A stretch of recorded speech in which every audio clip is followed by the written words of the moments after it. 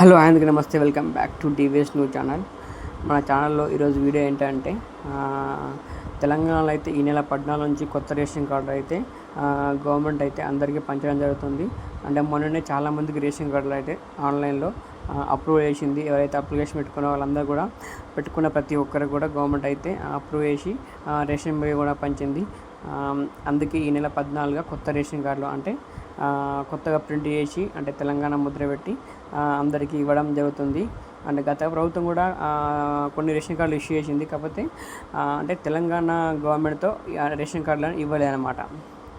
అట్లా అందుకే ఈ గవర్నమెంట్ అట్లా కాకుండా తెలంగాణ ముద్రతో ఒక కార్డు అయితే అందరికైతే పంచడం జరుగుతుంది. అది కూడా ఈ నెల 14న రాష్ట్ర వ్యాప్తంగా మొత్తం ఎవరైతే పాత వాళ్ళకి కొత్త వాళ్ళకి అందరికి కూడా ఇవ్వడం అయితే జరుగుతుంది.